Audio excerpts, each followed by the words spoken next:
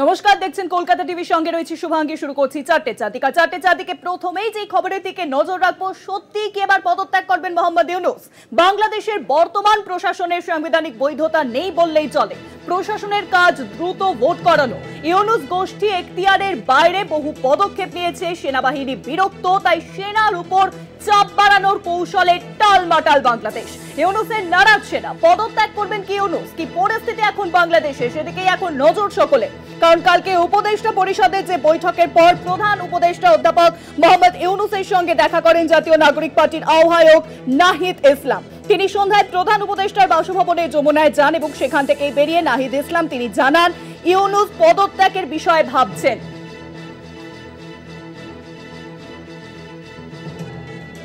আর এই বিষয়ে বিস্তারিত আলোচনা করবো আমাদের ঢাকার প্রতিনিধি সাইদুল হাসান, তিনি ফোন লাইনে রয়েছেন, তার সঙ্গে কথা বলে নেব। সত্যি কি মোহাম্মদ ইউনূস এবার পদত্যাগ করতে চলেছেন, কি জানা যাচ্ছে? বিস্তারিত জানান।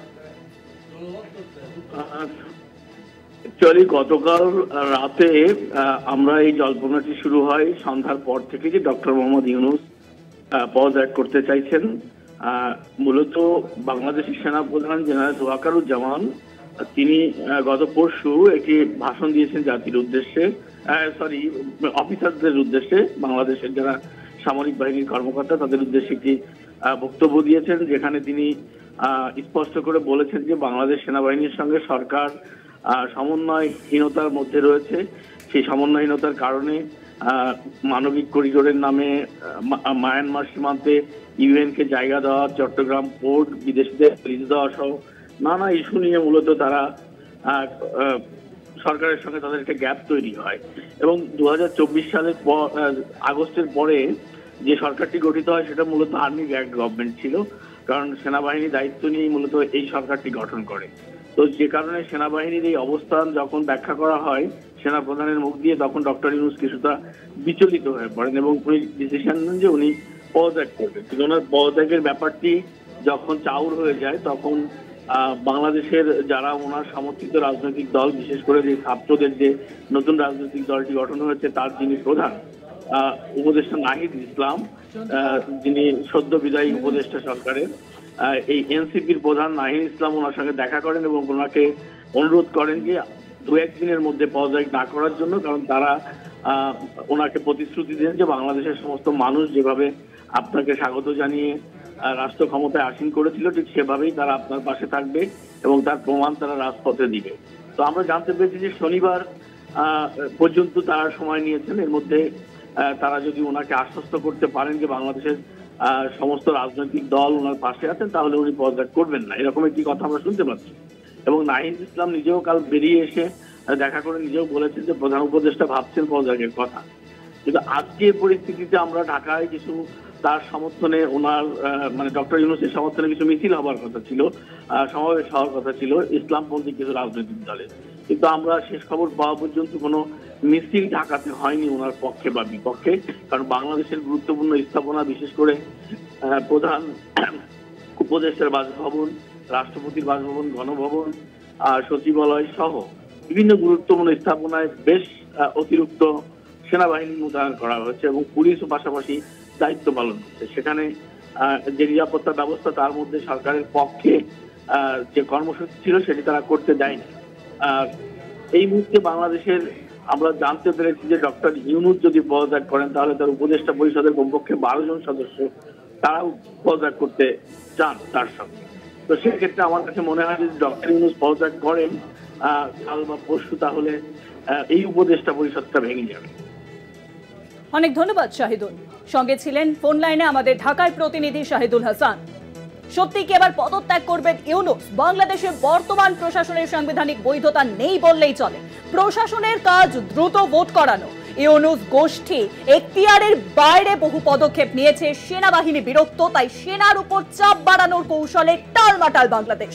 ইউনূসের নারাজ সেনা, পদত্যাগ করবেন কি ইউনূস? কি পরিস্থিতি এখন বাংলাদেশে, সেদিকেই কিন্তু নজর সকলের। আর এই বিষয়ে আরো বিস্তারিত আলোচনা করবো। নিউজরুমে এখন সঙ্গে রয়েছেন আমাদের পলিটিক্যাল এডিটর আশিস চট্টোপাধ্যায়। আশিস দা, ইউনূস কি সত্যি পদত্যাগ করতে চলেছেন? কি আপডেট পাচ্ছেন এখন? দেখো, এতক্ষণ আমরা শুনছিলাম খুব সিনিয়র সাংবাদিক বাংলাদেশের শাহিদুল খোকন, তিনি কলকাতা টিভির প্রতিনিধি, তার বক্তব্য শুনছিলাম। তিনি যেমনটা আমাদের সর্বশেষ পরিস্থিতি জানালেন, সেটা হচ্ছে আজকে মৌলবাদীদের বা ডক্টর ইউনূসের সমর্থকদের মিছিল করার কথা ছিল। এই খবর আমরা সকালেই কলকাতা টিভিতে করেছিলাম, কিন্তু যে কোনো কারণেই হোক তখন আমরা খবর করেছিলাম যে জুম্মাবারের নামাজের পরে মিছিল বেরোবে এবং মিছিল বিভিন্ন গন্তব্যে যাওয়ার ব্যাপারে নানান জল্পনা চলছিল। কিন্তু খোকন যে খবর আমাদের জানালেন তাতে কোনো মিছিল বেরোয়নি, অথবা সেনা এবং পুলিশ কোনো মিছিল বেরোতে দেয়নি। যে কোনো একটা হতে পারে এর মধ্যে, অর্থাৎ যারা মিছিল করবেন ভেবেছিলেন তাদের কোনো কারণে নিরস্ত করা হয়েছে, অথবা তারাই কিছুটা রণে ভঙ্গ দিয়েছেন, এরকম হতে পারে। হয়তো ডক্টর ইউনূস তাদের বার্তা পাঠিয়েছেন যে এই পরিস্থিতিতে মিছিলে উত্তেজনা ছড়ালে সেটা পরিস্থিতি আরও খারাপ হতে পারে তার এই প্রশাসনের পক্ষে, সুতরাং মিছিল করো না।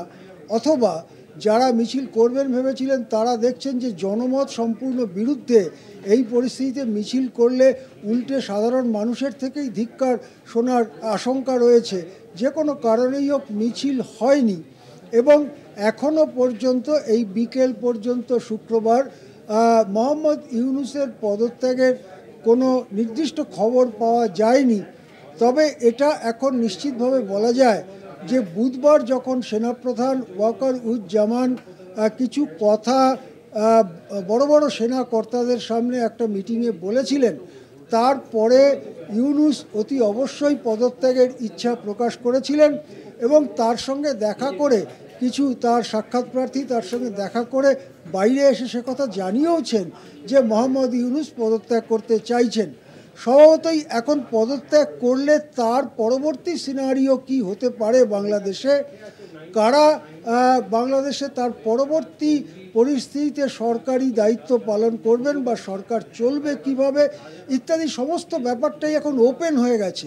সম্পূর্ণ বিকল্পগুলো সামনে চলে আসছে, কোন বিকল্পে যাবে সেটা বোঝা যাচ্ছে না।